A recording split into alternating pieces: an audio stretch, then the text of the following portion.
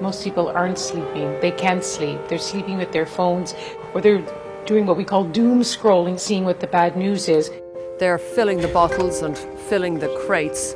There is a real sense of feeling that these weapons could soon be needed here. It's an air of desperation. There are thousands of people along this platform. Can any train possibly take the number of people who are here? The Russian invasion of Ukraine on BBC News.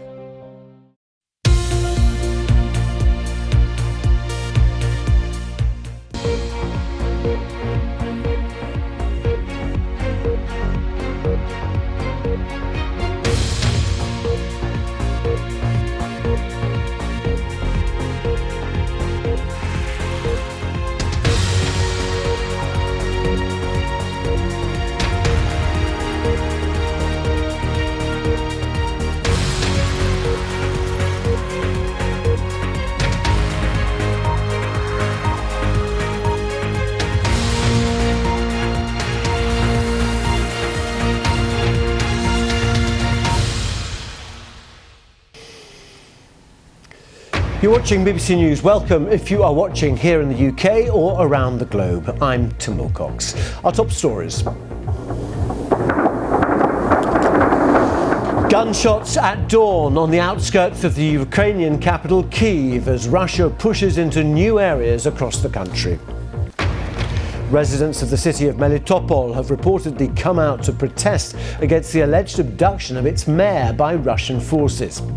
Yesterday, the invaders seized the mayor of Melitopol, and the community of Melitopol demand for him to be freed. Ukraine says it hopes a number of humanitarian corridors from the besieged city of Mariupol will open up and accuses Russia of blocking supplies.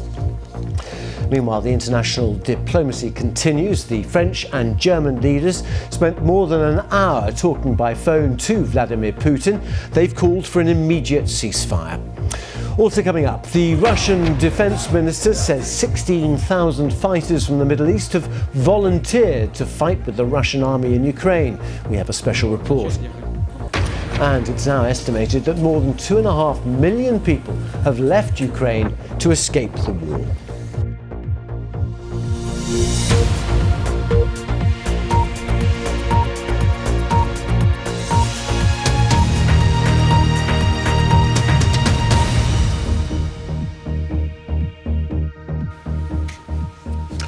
Hello, welcome to the programme. Further fighting has been taking place outside the Ukrainian capital, Kyiv, where Russian forces are around 15 miles now from the centre. British military intelligence believes those Russian troops have been regrouping, possibly for a fresh offensive in the coming days. A military airfield was destroyed this morning near Kyiv. The latest information about Russian positions is shown here in red. Outside the capital, the cities of Chernihiv, Sumy, Kharkiv and Mariupol continue to be shelled.